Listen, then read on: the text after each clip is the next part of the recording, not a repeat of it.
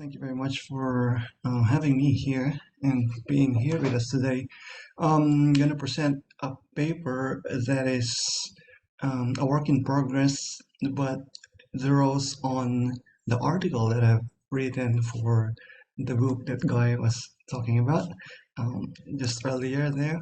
I talked about the DIO practice or ethos or do it ourselves, juxtaposing it with the DIY, but I applied it to the social network or Facebook groups. But in this case, I zoomed in now to a specific practice that they do and hopefully come up with a paper on this one later on. Right. So in 2009, me and my brother wrote, recorded, and released some songs on Bandcamp or MySpace even. Um, After the very DIY gig as well, launching of this EP, I just put it out on Bandcamp. I never had the chance to check the statistics for this one because I never had the chance to get I forgot the credentials for the login of this one, so I never got a chance to see the statistics. But I'm almost sure nobody listened to this EP after the release. But then into 2019 maybe I learned about Spotify. Have you heard of Spotify?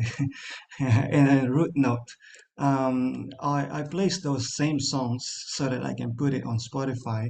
Root note is a distributor that offers free service so that musicians can put their songs out on Spotify, but they get around 15 to 20% of the royalty, if ever there is a royalty. And the same fate. Zero monthly listeners there. But a caveat is, of course, I don't promote their songs or this band anymore. Um, I don't know. I like the songs, but it's not my music anymore, I guess. So, but still, I'm happy that I've got around 1,300 streams from the start of the uploading, which was 2020, I think. But then last year I decided to write my own songs under my own name using my own musical style. And everything has changed since then.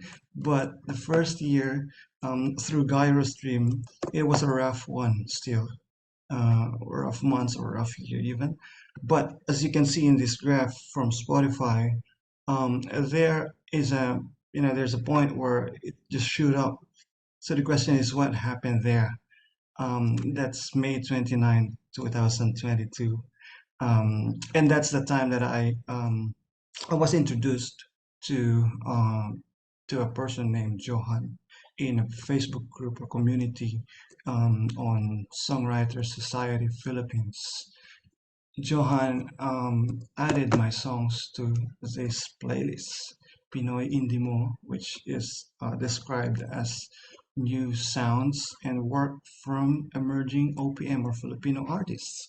And then my song got featured again in his second version, and then there's the third version, and then some other playlists added my songs.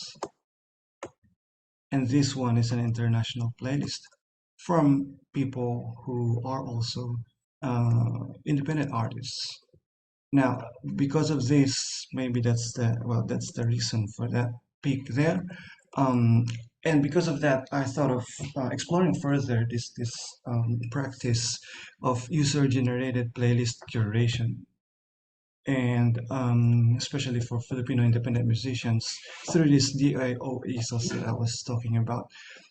Specifically in this presentation, I will talk about the processes of this playlist curation and how does it help them in going towards that musical aspiration. And hopefully, I'll be able to present the implication of such practice in the industry that they are, at least in the Filipino music industry, that they are revolving in. But as people say, Spotify is the savior of the recording industry. Of course, that's questionable. But we've seen the effect of Spotify As soon as physical record sales went down, Spotify is still growing and the users and subscribers still growing, even specifically in the Philippines, which is projected by Statista to be um, going up until the next years to come.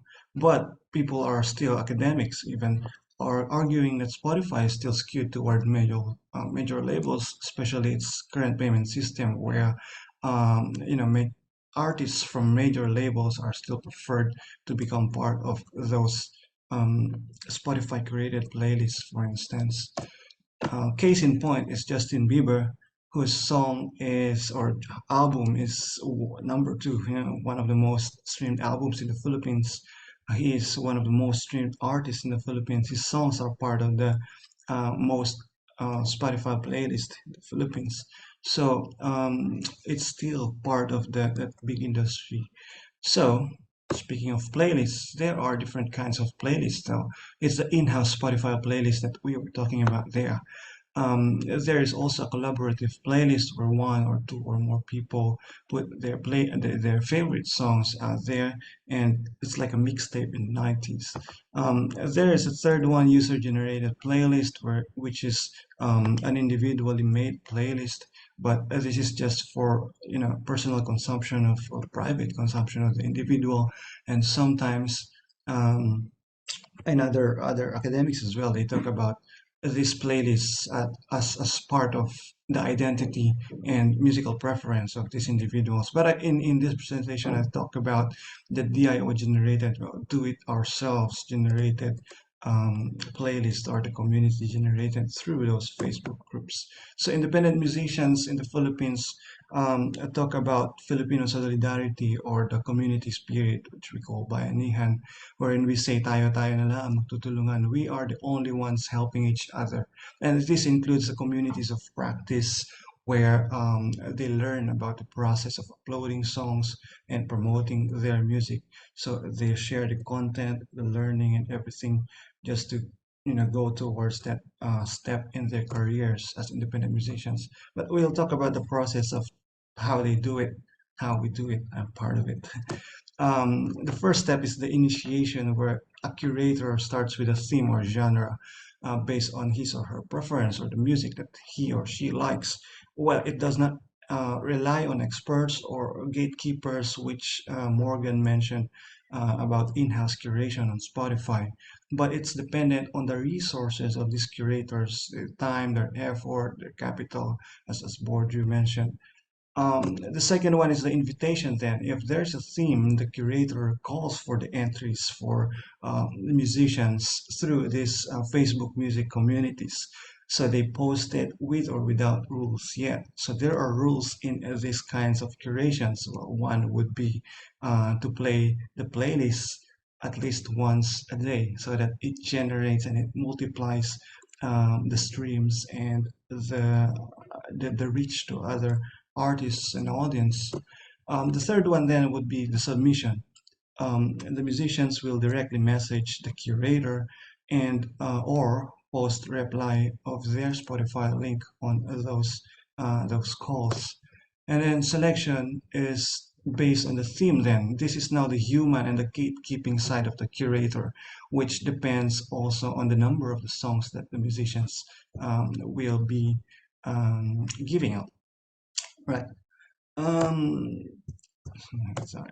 The next one would be, so now that the musician and his or her song is part of the playlist, they are now also as a consequent part of the community, which is also dependent on their participation and engagement. So if this musician don't engage in the community, there is a risk for him or her to be kicked out of the community and also the list or the playlist. And the last one, of course, is an obligatory responsibility which the musician need to disseminate the playlist to their own networks and like the artists and the songs as well on Spotify, because again um, these songs will multiply. So say there are 30 artists or songs on the Spotify, it will be played for one round. There would be 90 streams already for that whole playlist. But of course, there's only around twice, half of that for each of the songs. And then you do it every day, and then the quota would be like 600 streams for the whole month, so that their songs will be staying in that playlist. So that's the reason why, and the answer how it went that way. That the highest peak there would be the time where I joined the playlist for international independent artists as well, and it's still growing. But the downward peak as well, between July 1 and that period there, was the time that my song was removed in a playlist, but still it's running in other playlists. So there are consequences, and because of this as well, it went to other places in the world aside from the Philippines and Australia. So playlist curation is as part of their DIO practice, where it increases or has the potential to increase audience number and streams by negotiating the platform's algorithm. Algorithm meaning it gives this artist. If you've been to Spotify, you can look for the this is say Nikki Anacin. This is Nikki Anacin radio, or you can see artists like Nikki Anacin. That's how the algorithm is working for this DIO practice, because it means it's reaching wider audience outside your own promotion. So there's a circumvention of the music industry model that we have been seeing through the usual in-house Spotify playlist curation, and meaning there's a shift in the power between these labels and the artists, because most of the independent artists who are part of this playlist even do not have um, labels, so they just produce and release the songs itself. However, this only happens in a closed micro local space, as I've been mentioning here for the Filipino independent musicians. But is it sustainable? Well, listenership and audience reach, visibility, as I've mentioned, there is a potential. And for future opportunities, of course, you can get something from it, because many of the musicians well, they got some opportunities for gigs and recording as well. But in terms of financial, well, we know that Spotify is one of the the least giving, who's giving the least you know revenue per stream, but they work on the economies of scale anyway. So that's how they try to get financial rewards. But then, in terms of career, it might not help the independent musicians here, but there might be a potential if there are future opportunities as well. But I argue that this practice is more of a self-satisfaction and the building of social and cultural capital for the independent musicians.